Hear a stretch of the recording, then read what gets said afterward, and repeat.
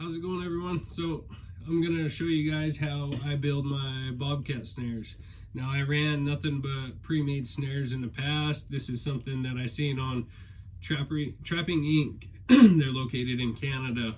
It's a great show I watch on YouTube and stuff like that, and he calls it the ultimate link snare. Well, Lynx and Bobcat are same size pretty much. Lynx might be a little bit taller, but so yeah, the ultimate Bobcat snare. It is a 30-inch piece of 7x7 1/16 cable, double ferrule here at the connection, and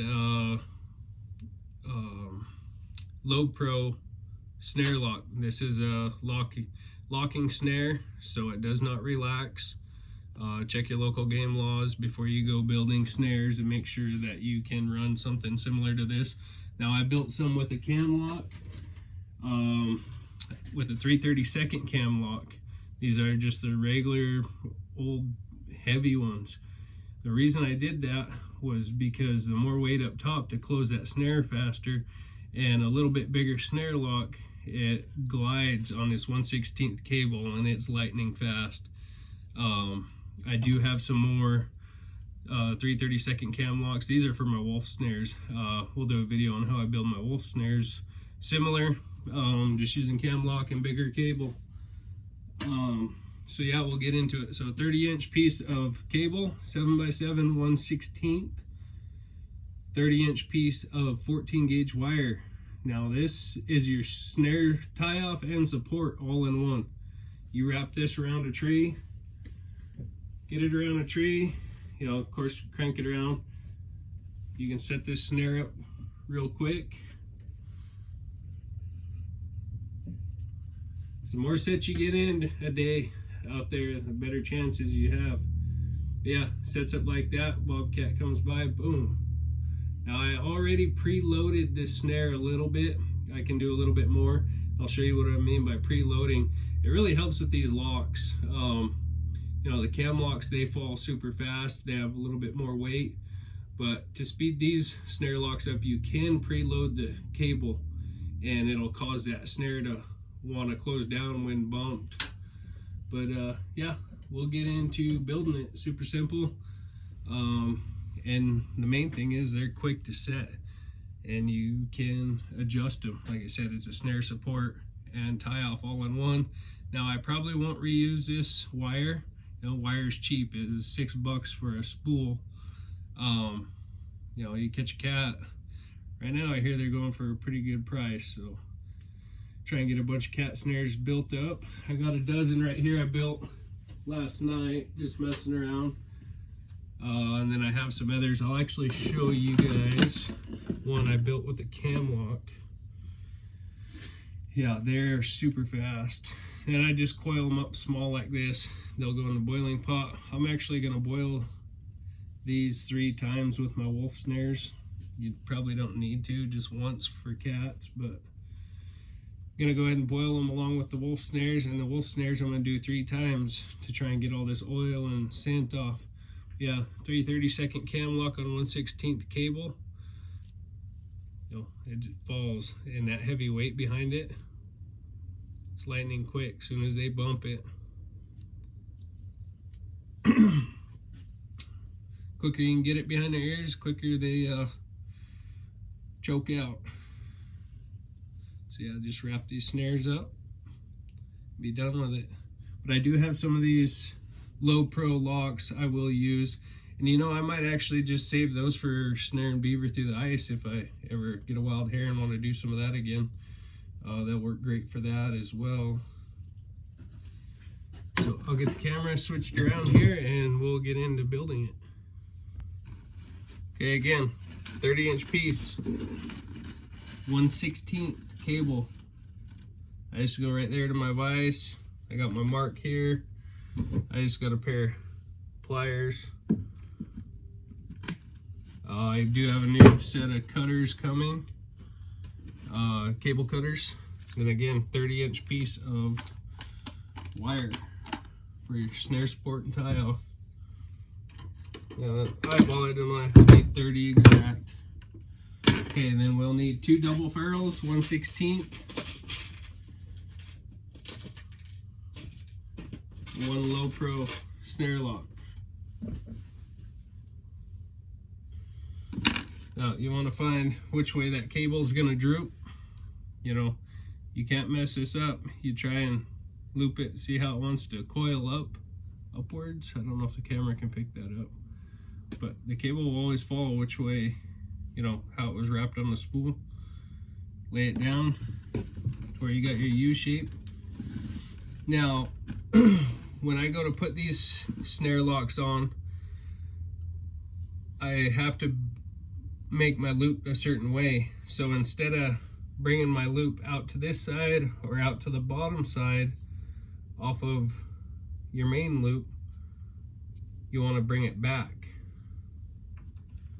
So what I mean by that is I'll stick it in one side, I'll put my snare lock in, and I'll bend it back this way versus down or side to side.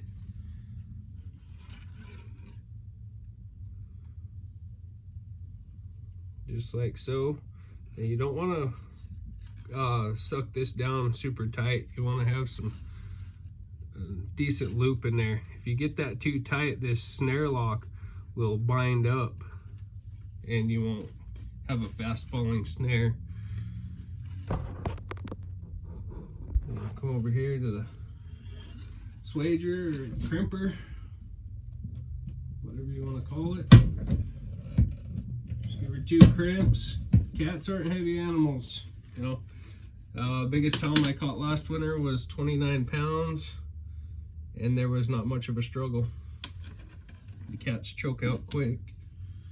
That's how I dispatch my cats too. Just with an old wolf snare. So you want to run your last double ferrule on the end, and that's where you'll run your wire through.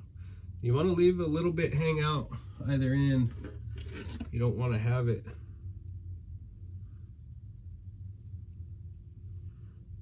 have not enough through there.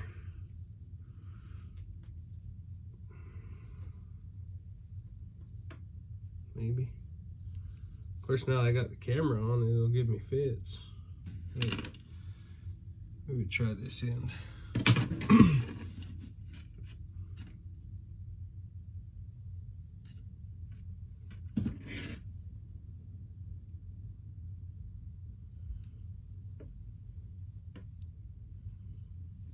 Just like so. Like I said, you want to leave a little bit sticking out of the end of the double ferrule. I won't go quite that much. I'll probably leave a 1/16 sticking out.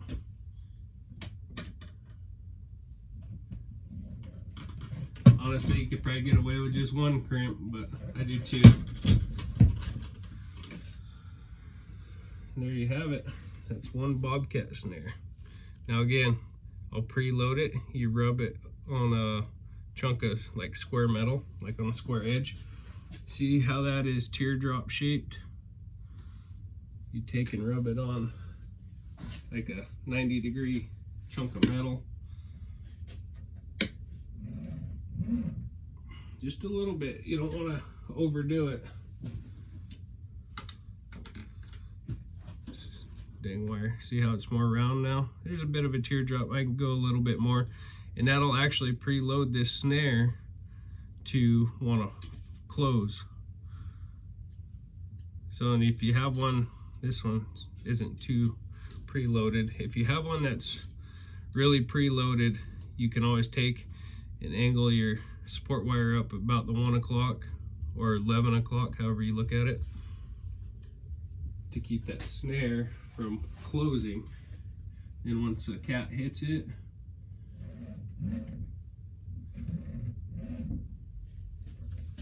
it'll want to fall.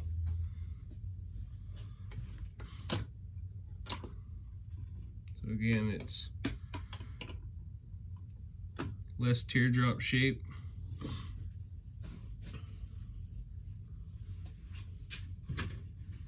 So anyway, that's how I build a Bobcat snare. I guess we'll go again here real quick. Let's see here.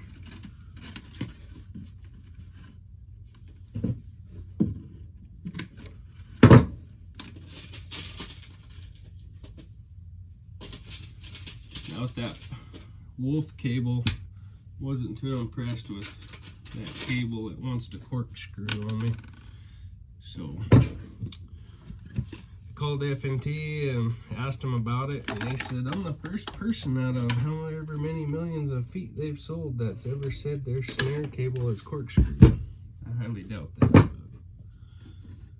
But anyway, it is what it is.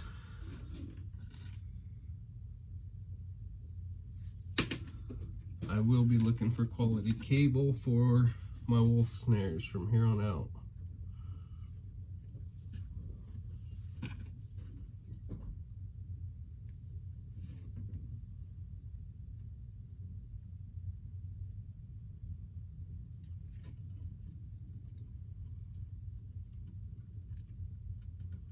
Cat snares, you know, I don't really care.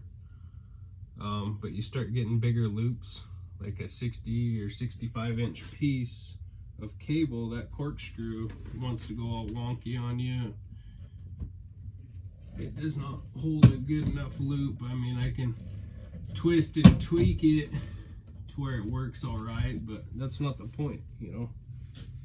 You pay money, good money for stuff you want to have, you know, decent cable and stuff like that. Now see, this has got a little twisted and it wants to twist. This loop should be sitting in line with this loop here. Should be sitting like that, but it's wanting to twist sideways. So I'll just take a pair of pliers and twist it a little bit. Again, with these cat snares, I'm not worried about it.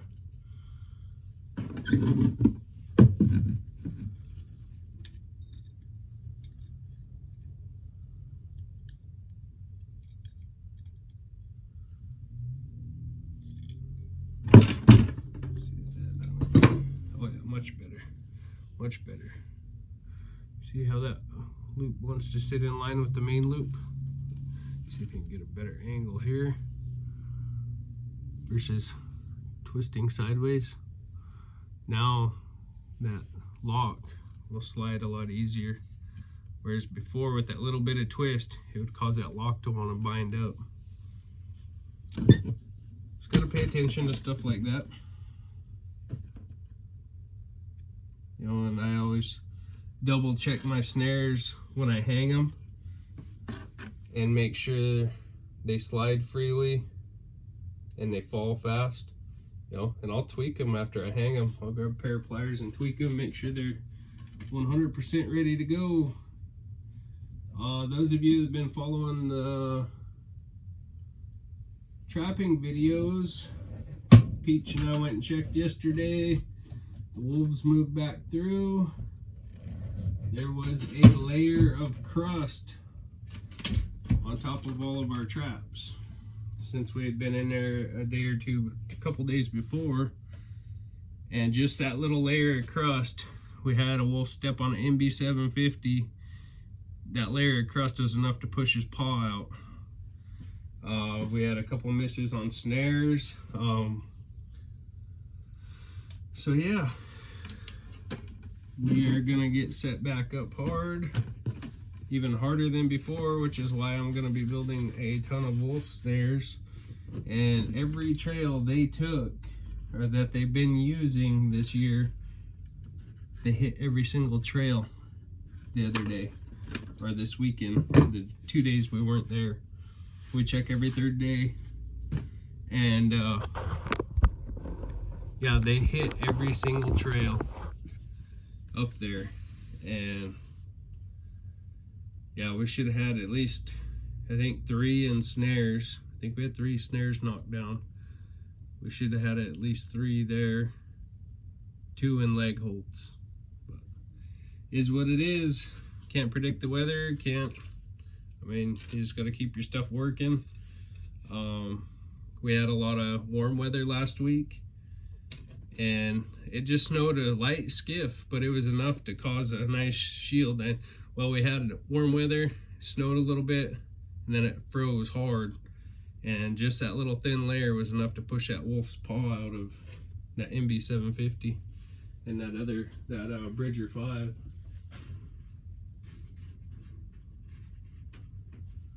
But anyhow, that's a Bobcat snare. Hopefully you guys liked it, and hopefully you guys will see some cats and some snares soon. I'll do some sets with those snares the next trip we go out. I picked up some more gear. I got more stuff coming from F&T, so season's winding down. Cats will go to the end of March. I'll keep after them until they start showing that their hair is starting to rub a little. I don't know if cats rub like a coyote. I'm usually done trying for cats by the end of February, or done catching cats, I should say, by the end of February, and then it's shed season for me. So I don't know if I'll run any traps afterwards. So if you guys trap bobcats and you're in the Northwest or West, anyhow, do they really thin out and get bad rub spots like dogs do? I don't know that. Like I said, I haven't. Once March hits, the elk start dropping, and I'm burning up and down the ridges. So anyhow, over and out. Hopefully you enjoyed this video.